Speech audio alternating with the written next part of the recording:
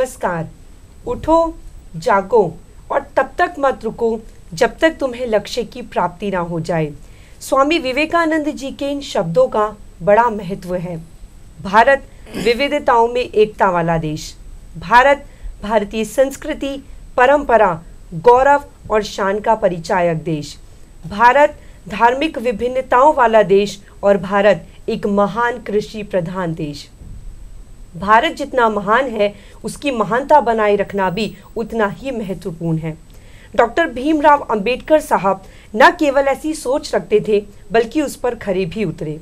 14 अप्रैल 1891 को डॉक्टर भीमराव अंबेडकर साहब का जन्म हुआ, जो बाबा साहब के नाम से लोकप्रिय हुए। 6 दिसंबर 1956 को उनका महापरिनिर्वाण हुआ और इस बार हम उनका 61वां महापरिनिर्वाण दिवस मना रहे हैं। तो चलिए, भारत के इस महान व्यक्तित्व के बारे में बातचीत करने के लिए आज हमारे साथ इस खास कार्यक्रम में दो बेहद खास मेहमान हैं। सबसे पहले उनका स्वागत करते हैं। आप हैं श्री अनिल गोठवाल जी, जो कि रिटायर्ड एडिशनल एसपी हैं और अभी महासचिव हैं doctor Ambedkar memorial welfare society में। अनिल जी, आपका बहुत बहुत स्वागत है हमारे इस कार्यक्रम में। और आप हैं श्री बनवारी लाल बैरवा जी, जो कि राष्ट्रीय अध्यक्ष हैं all India SC/ST railway employees association में। बैरवा जी, आपका भी बहुत बहुत स्वागत है हमारे इस खास कार्यक्रम में। बैरवा जी, आप ही से बात शुरू करूंगी कि डॉक्टर अंबेडकर साहब का हम महापरिनिर्वाण दिवस मना रहे हैं 61वां। तो सबसे पहले जनता को बताएं कि ये दिन क्यों मनाया जाता है और किस रूप में हम इसे मनाते हैं। देखिए, कोई भी जो महान व्यक्ति होता है, उसका जन्मदिन और महापरिनिर्वाण दिवस दोनों ही बहुत बेहद महत्वपूर्ण होते हैं जी। क्योंकि जो महान व्यक्ति ने देश के लिए और समाज के लिए जो काम किए और कठोर तपस्या करके और जो मार्गदर्शन करवाया जी, उसकी एक विवेचना करने का ये अवसर होता है कि बाबा साहब डॉक्टर भीमराव अम्बेडकर जी का ये 61वां महापरिनिर्वाण दिवस है जी। तो इस मौके पर हम ये महसूस करते हैं कि बाबा साहब ने अपने इतने लंबे जीवन काल के अंदर संघर्ष करके देश और समाज के लिए जो दिशा दी, उस पर चलते हुए देश ने और समाज ने क्या उन्नति की है, इस विषय के ऊपर हम इस महापरिनिर्वाण दिवस के ऊपर चर्चा करते हैं और आगे के भविष्य के लिए भी हम अपनी योजनाएं बनाते हैं। बिल्कुल। तो कहीं ना कहीं हम 61वें महापरिनिर्वाण दिवस को जनता अपने अनुसार मनाने के लिए तैयार है। अनिल जी, जनता के दिल में उनके कार्यों के प्रति, उनकी मेहनत, उनके परिश्रम के प्रति हमेशा से एक आभार रहा है। तो महापरिनिर्वाण दिवस पर जनता के दिल में किस प्रकार की भावनाएं होती हैं, किस प्रकार से वो अपनी तैयारियां करते हैं, जरा उसके बारे में कुछ बताइए। देखिए, बाबा साहब अम्बेडकर एक महान व्यक्तित्व रहे हैं जी। और देश ही नहीं, संपूर्ण विश्व के अंदर उनका एक अपना व्यक्तित्व रहा है। बिल्कुल। जिस कारण से भारत देश को भी एक गौरवान्वित उन्होंने किया है जी। चाहे कोलंबिया यूनिवर्सिटी में हो। दुर्भाग्य है कि हमने उनको थोड़ा लेट याद किया जी। उनकी जो अच्छाइयाँ, उनका जो त्याग, उनकी जो प्रेरणा, जो उनके स्रोत जो रहे हैं, वो हमें शुरू से ही रखने चाहिए थे। लेकिन कोई नहीं, देर आए सवेर आए। हम बाबा साहब के महान व्यक्तित्व को इसलिए याद करते हैं जी कि उन्होंने इस देश को, इस राष्ट्र को क्या दिया। वो ना किसी परिवार के थे, ना किसी समाज के थे, वरन संपूर्ण राष्ट्र के प्रति जो उन्होंने भावना अपनी व्यक्त की। उन्होंने अपना बचपन, मतलब ऐसे अभावग्रस्त, तनावग्रस्त या वंचित वर्ग के अंदर प्रारंभ किया था, जहाँ पर शिक्षा के लिए भी उनको बाहर बैठना पड़ता था, जहाँ पर कि उनको मंदिर में प्रवेश नहीं दिया जाता था। ऐसी परिस्थितियों के बावजूद उन्होंने संपूर्ण राष्ट्र को, संपूर्ण देश को एक नई दिशा दी। हमारा संविधान लिखा, उनको संविधान लिखने का मौका मिला। आप देखिए, उनकी डिबेट्स में, उनके संविधान के अंदर सब बात समानता के ऊपर आधारित है। कोई भी व्यक्ति, कोई भी स्त्री, कोई भी पुरुष, कोई भी लिंग, कोई भी जाति, कोई भी धर्म, सबको समान रूप से उन्होंने माना है। और एक ये पूरे विश्व के अंदर अनुप्रेरणा का एक स्रोत रहा है ताकि बाबा साहब को हम उनको इस दिवस के ऊपर याद कर सके। उन्होंने कोई एक व्यक्ति या वंचित समाज के नहीं थे, वरन वो स्वर्ण के भी बराबर थे। उन्होंने अपने कार्यों से देश को एक प्रेरणा दी, सबको समान रूप से चलने की एक भावना और एक संविधान दिया, जिसके आधार पे हम उनको आज याद कर रहे हैं। बिल्कुल बिल्कुल अनिल जी। बैरवा जी, संविधान हमारे भारत का सबसे महत्वपूर्ण और सबसे मूलभूत दस्तावेज है, कोई भी उसका उल्लंघन नहीं कर सकता। और बाबा साहब राष्ट्र के प्रथम विधि मंत्री के रूप में तो नियुक्त हुए ही, लेकिन संविधान प्रारूप समिति के अध्यक्ष भी थे। तो किस प्रकार संविधान के निर्माण में उनका योगदान, उनकी भूमिका, उनकी पहल, उनकी किस प्रकार से आप इस बारे में बताना चाहेंगे? देखिए, मैं आपको कुछ बातें स्पष्ट करना चाहता हूँ कि पिछले कुछ वर्षों पहले ये एक भ्रम होता था कि भारतीय संविधान की रचना अकेले बाबा साहब ने नहीं की, बल्कि और भी बहुत लोगों का योगदान था। लेकिन पिछले कुछ वर्षों में ये बात बिल्कुल स्पष्ट हो गई है कि यूँ तो प्रारूप समिति के अध्यक्ष बाबा साहब थे और संविधान सभा में और भी लोग थे, लेकिन कुछ लोग बीमार हो गए, कुछ का स्वर्गवास भी हो गया और कुछ विदेश चले गए और कुछ ने इस काम में अपना कोई योगदान नहीं दिया। इस तरह से पूरा काम बाबा साहब के ऊपर ही निर्भर हो गया। तो उन्होंने ये एक तरह से, हम तो इसको ऐसा समझते हैं कि एक तरह से अच्छा हुआ कि उनको अपनी बुद्धि का पूरा प्रयोग करने का एक मौका मिला और वो उन्होंने उसको संविधान के निर्माण के दौरान भी दिखाया। बाबा साहब डॉक्टर भीमराव अंबेडकर प्रारूप समिति के अध्यक्ष थे, ये सही है, लेकिन आज जब हम गहराई से देखते हैं तो ये स्पष्ट होता है कि वो पूरे संविधान का जो एक एक लाइन है उसके रचयिता वो थे। और उन्होंने संविधान निर्माण के साथ साथ जो उस समय की सरकार थी उसके जो मुखिया थे उनको एक एक जो प्रावधान है उसके लिए सेटिस्फाइड किया और फिर संसद के अंदर उन मुद्दों को रखा और उन पर संसद की स्वीकृति ली और तब जाकर के भारतीय संविधान का निर्माण हुआ। तो मैं तो ये कहूँगा कि बाबा साहब डॉक्टर भीमराव अंबेडकर एकमात्र भारतीय संविधान के निर्माता थे और उनको भारत सरकार ने उसी हैसियत से उनको पुरस्कृत भी किया, उनको भारत रत्न का सम्मान दिया। और हमने देखा पिछले साल हमने जब 125वीं जयंती मनाई तो भारत सरकार ने 125वीं जयंती को बढ़ चढ़ करके मनाया।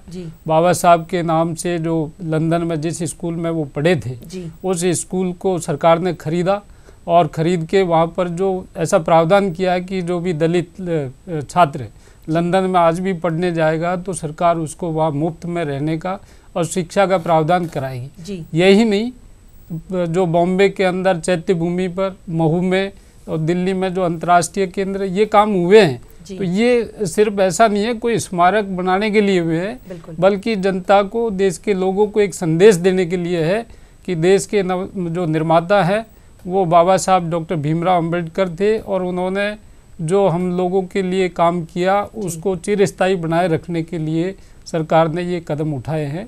तो मैं समझता हूँ कि जो भारतीय संविधान में बाबा साहब डॉक्टर भीमराव अंबेडकर का 100% योगदान था और उस संविधान का जब हवाला आता है तो देश में ही नहीं विदेश में भी ये कहा जाता है कि सबसे बड़ा लोकतांत्रिक देश और जिसमें भिन्न भिन्न जाति, भिन्न भिन्न धर्म के लोग और उन सबको समेटे हुए बाबा हमारा जो संविधान है बिल्कुल सफलतापूर्वक काम कर रहा है और इसका कोई दूसरा उदाहरण नहीं है पूरे विश्व के। बिल्कुल भारत का संविधान विशालतम संविधान, विस्तृत संविधान और सबसे महान है क्योंकि ना बहुत ज़्यादा कठोर ना बहुत ज़्यादा लचीला। तो अंबेडकर साहब ने जो प्रावधान उसमें रखे थे वो इतने दूरदर्शी थे, बल्कि मैं कहूँगी कि तब से लेकर अब तक भी वो चीज़ें हमारे जीवन में काफ़ी काम आ रही हैं सभी। जी अनिल जी, 125वीं जयंती अभी मनाई गई है बाबा साहब की, तो आप भी एक संक्षिप्त नज़र डालें कि सरकार ने किस प्रकार से कार्यक्रम रखे, क्या योजनाएं, क्या जनता के लिए उपलब्ध कराया है और उस पर भी एक नज़र। 125वें जो पूरा वर्ष बाबा साहब को समर्पित किया केंद्र सरकार ने, जैसा कि हमारे सामान्य बैरवा साहब ने बताया कि कोलंबिया यूनिवर्सिटी में उनकी एक पूरी संपूर्ण उसकी आदम का मूर्ति लगाई गई उनके किए गए अध्ययन, उनकी की गई रिसर्च को वहाँ याद किया गया। साथ ही इंग्लैंड के अंदर जहाँ बाबा साहब ने अध्ययन किया था वहाँ उनको सम्मान दिया गया और केंद्र सरकार ने उस संपत्ति को खरीदकर यहाँ जो दलित छात्र या अन्य छात्र जो भी जाएंगे वो वहाँ पर रह सकेंगे और बाबा साहब के जो दिए गए प्रेरणा स्रोत हैं उनको चिरस्थायी बनाए रखने के लिए ये कदम उठाए गए हैं। हम सभी लोगों ने बढ़ चढ़ कर हिस्सा लिया। साथ ही इसमें जो सबसे बड़ी बात आई है कि बाबा साहब किसी एक दलित समाज के नहीं थे, वो संपूर्ण राष्ट्र के, सभी समाजों के, सभी स्वर्ण कास्ट के, सभी महिलाओं के जो उनका योगदान था उसको खुलकर सभी के सामने, आम जनता के सामने सरकार द्वारा पेश किया गया। उन्होंने महिलाओं के लिए अधिकार दिए। उन्होंने लेबर एक्ट में जब 1942 के अंदर वो वायसराय के एक सलाहकार के रूप में, मंत्री के रूप में काम कर रहे थे, तो लेबर के श्रम के संबंध में उन्होंने कानून बनाए थे, वो उसको इसी सरकार ने अडॉप्ट किया। पहले 18-18 घंटे काम लिया जा सकता था, 8 घंटे का उन्होंने किया। प्रेगनेंसी पीरियड में महिलाओं को, श्रम को, जो श्रमिक थी महिलाएं, उनको छुट्टी का प्रावधान किया गया। इस प्रकार उन्होंने लेबर एक्ट्स में जो डिस्प्यूट्स पैदा हुआ करते थे उनको दूर करने के लिए एक्ट बनाया, उनको सरकार ने स्वीकार किया, अडॉप्ट किया। साथ ही शिक्षा के संबंध में, साथ ही उन्होंने अपनी जैसे दामोदर घाटी वैली बनाई है, बिजली के संबंध में कुछ सुझाव दिए थे। उस समय जो दामोदर घाटी वैली बनी है वो आज तक जो 4 साल में कंप्लीट नहीं हो पाई, आज तक आज़ाद भारत के अंदर वो ऐसा कोई प्रोजेक्ट इतना बड़ा नहीं बन पाया तो जो उन्होंने टाइम पीरियड के अंदर दिया। तो ये हमारे लिए एक प्रेरणा का स्रोत है।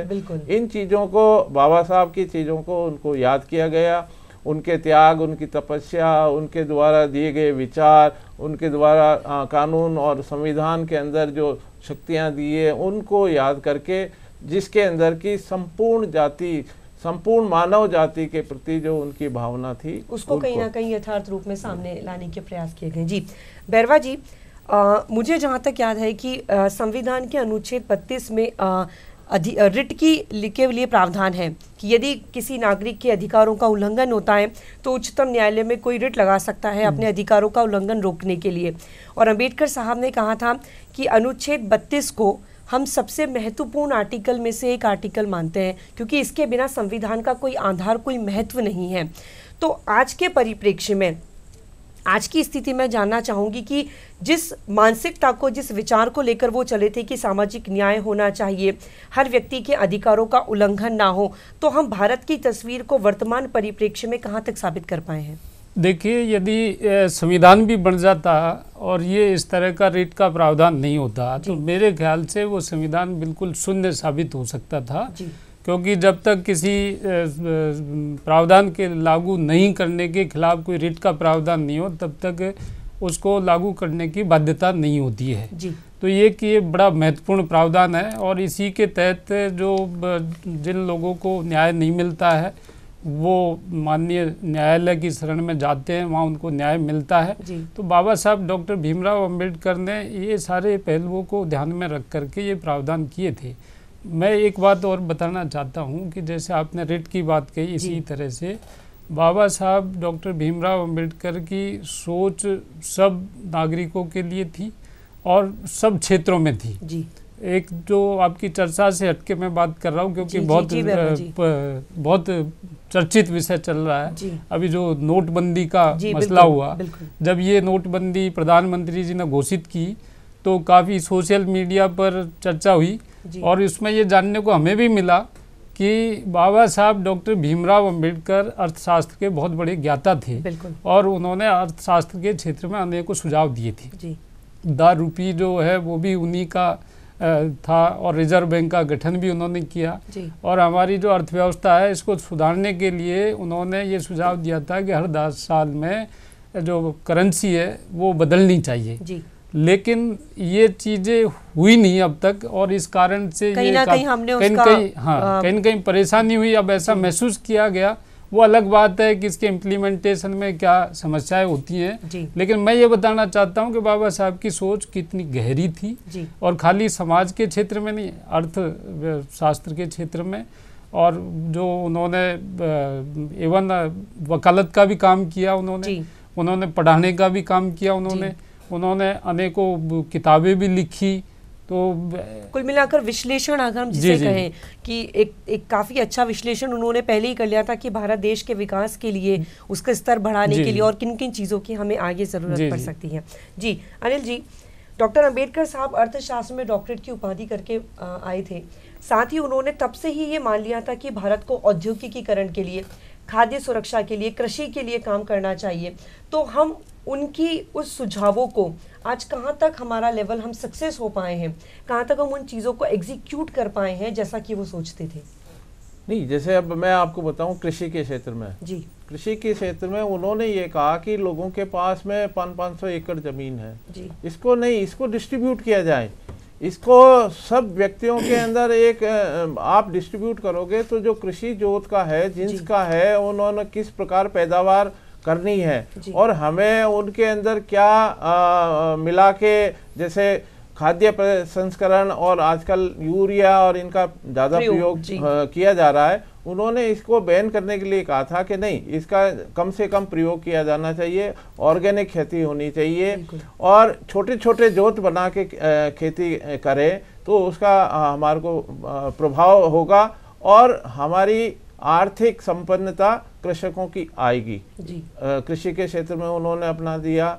उन्होंने औद्योगिकरण के लिए, मैं आपको बता रहा हूँ कि इंडस्ट्रियल डिस्प्यूट हुआ करते थे पहले, बड़ी बड़ी फैक्ट्रियाँ हुआ करती थी, उसमें एक एक फैक्ट्री में 2-2 हज़ार 2,500 हज़ार मजदूर काम किया करते थे, तो उनका शोषण नहीं हो, उनके ऊपर किसी प्रकार का अत्याचार नहीं हो, तो उन्होंने कानून बनाया। उन्होंने ये टाइम वाला जो मैं अभी आपको बता रहा था कि 18 घंटे काम लिया जा सकता था, उन्होंने 8 घंटे तक सीमित कराया। महिलाओं के अगर मान लो प्रेगनेंसी पीरियड है तो उसमें भी उनको छुट्टी का प्रावधान किया गया, प्रोविडेंट फंड का प्रावधान किया गया कि इस तरह से किसी भी लेबर को उनका प्रोविडेंट फंड होना चाहिए, उनके आगे सुरक्षा भविष्य निधि का प्रावधान हो। तो इस तरह के प्रावधान उन्होंने आज़ादी से पूर्व ही सोच लिए थे ताकि वो हमारे आज़ादी के पश्चात भी उन्होंने सरकार ने ग्रहण किए और वो आज भी जारी है। जी बिल्कुल। बैरवा जी, बाबा साहब दलितों के मसीहा कहे जाते हैं। छुआछूत की समस्या को उन्होंने किस प्रकार दूर करने के लिए कदम उठाए, कितना सतत प्रयास किए, मेहनत की, तो उसको लेकर आप क्या देखिए? पहले तो मैं आपको ये बता दूं, बाबा साहब डॉक्टर भीमराव अंबेडकर अकेले दलितों के मसीहा नहीं थे, बल्कि वो पूरे देश के, पूरे समाज के मसीहा थे। और इस 125वीं जयंती के अवसर पर तो ये साबित हो गया कि बाबा साहब डॉक्टर भीमराव अंबेडकर पूरे विश्व के मसीहा थे और इसलिए पूरे विश्व में उनकी जयंती मनाई। मैं ये इसलिए कह रहा हूँ कि यदि वो दलितों के मसीहा होते तो बाबा साहब डॉक्टर भीमराव अंबेडकर संविधान के हर पन्ने पर दलितों के हित की बात लिख देते, लेकिन उन्होंने ऐसा नहीं किया। कुछ 1-2 प्रावधान किए जिनसे दलितों का उद्धार हुआ और उनको न्याय मिला और विशेष अवसर मिले, बाकी तो पूरा सर्व समाज के लिए उन्होंने काम किया। जब वो पैदा हुए थे उस समय हमारे देश के अंदर बड़ी विपरीत परिस्थितियां थी, छुआछूत, ऊंच नीच, भेदभाव का माहौल था, आर्थिक रूप से हमारे लोग कमज़ोर थे, पढ़ने का हमको अवसर नहीं मिलता था। तो ऐसे अवसर में बाबा साहब डॉक्टर भीमराव अंबेडकर का जन्म हुआ और जन्म होने के बाद उन्होंने इन समस्याओं को झेला। उन्होंने खुद शिक्षा अध्ययन के दौरान छुआछूत जैसी बीमारी को झेला, उनको कक्षा में पढ़ने के लिए आगे नहीं बैठने दिया जाता था, तो इनको झेल करके उसके बाद उच्च शिक्षा पहले खुद ग्रहण की, देश में और विदेश में। जितनी उन्होंने डिग्रियां प्राप्त की उतनी शायद ही आज तक कोई कर पाया है। और वो शिक्षा के बल पर उन्होंने फिर उन बुराइयों को मिटाने के लिए उपाय किए। सबसे पहले समाज को साथ लेकर के उन्होंने संघर्ष किया। जैसे चौदार तालाब का, जिस तालाब में जानवर पानी पीते थे उसमें इंसान को पानी नहीं पीने दिया जाता था, उसके लिए उन्होंने आंदोलन किया। मंदिरों में दलितों को नहीं जाने दिया जाता था, उसके लिए उन्होंने आंदोलन किया। तो अनेकों आंदोलन ऐसे किए जिनसे दलित समाज को समानता का अधिकार मिला और छुआछूत की जो बीमारी है वो काफ़ी हद तक कम हुई है। ये अलग बात है कि अभी भी गांव के जो क्षेत्र हैं जहाँ पर कम पढ़े लिखे लोग हैं वहाँ पर इस तरह की घटनाएं सुनने को मिलती हैं, लेकिन जैसे जैसे शिक्षा का प्रसार हुआ है वैसे वैसे इसमें कमी मानसिकता में परिवर्तन आया है और ये परिवर्तन आना भी चाहिए। जी बिल्कुल। मैं एक लाइन में अपनी बात पूरी कर रहा हूँ कि यदि आप बाबा साहब को मानते हैं और बाबा साहब के विचारों को नहीं मानते तो मैं समझता हूँ कि ये बाबा साहब के साथ में बड़ा अन्याय है, क्योंकि हम बाबा साहब को मानते हैं तो बाबा साहब के विचारों को भी हमको मानना चाहिए। जी बिल्कुल बिल्कुल ठीक कहा आपने, क्योंकि और बहुत सही शब्दों का प्रयोग आपने किया कि वो दलितों के मसीहा नहीं थे, पूरे भारतवासियों के लिए उन्होंने अपने कार्यों को अपने सामने एग्जीक्यूट किया है, सामने लाए हैं, संविधान के लिए मेहनत की। अनिल जी, महिलाओं के प्रति दुर्व्यवहार को रोकने के लिए उन्होंने किस प्रकार से प्रयास किए? मैं आपको बता रहा हूँ कि जब वो कानून मंत्री बने तो सबसे पहले हिंदू कोड बिल लेकर आए थे।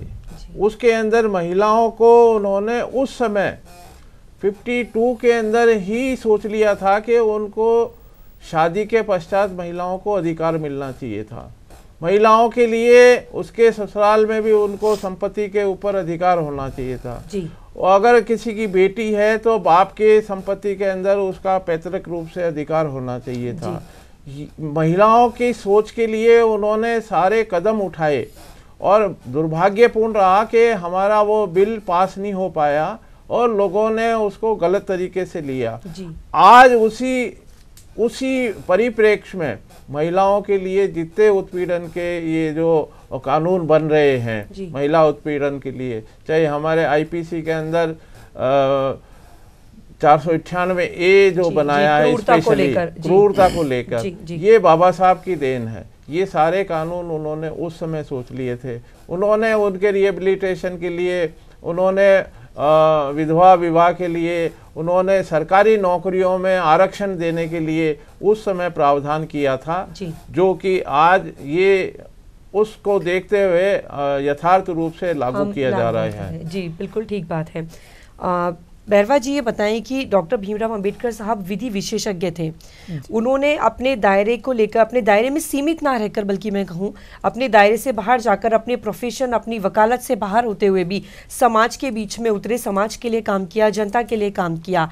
अगर मैं तुलनात्मक रूप से आज की बात करूँ तो आज के वकीलों से आप किस प्रकार से तुलनात्मक अध्ययन करेंगे कि वो समाज के प्रति उनका क्या दृष्टिकोण रहना चाहिए? देखिए, यदि आज के वकीलों की बात करें हम तो वो एक पेशे तक सीमित हो गए हैं, जबकि बाबा साहब ने वकालत को पेशा के रूप में उपयोग नहीं किया था। जब वो वकालत करते थे तब भी जिन लोगों को न्याय नहीं मिलता था उनके लिए निःशुल्क भी वो लड़ते थे। आज भी हमारे समाज के अंदर बहुत सारे ऐसे गरीब लोग हैं जो जिनको न्याय नहीं मिल पाता है। जी बिल्कुल। तो जो हमारे वकील के पेशे के लोग हैं उनको चाहिए कि वो अपने प्रोफेशन के साथ साथ जो बाबा साहब के सिद्धांत हैं उनको अडॉप्ट करें, और जो गरीब लोग हैं जिनको समय पर न्याय नहीं मिल पाता है उनको न्याय दिलाने में उनकी मदद करें, निःशुल्क उनकी सेवा करें, तो ही बाबा साहब के प्रति सच्ची श्रद्धांजलि हो सकेगी। होगी। जी बिल्कुल, बहुत बहुत धन्यवाद सबसे पहले अनिल जी, बैरवा जी, कि आप हमारी जनता के बीच में आए और हमारे इस खास कार्यक्रम में बाबा साहब को लेकर महापरिनिर्वाण दिवस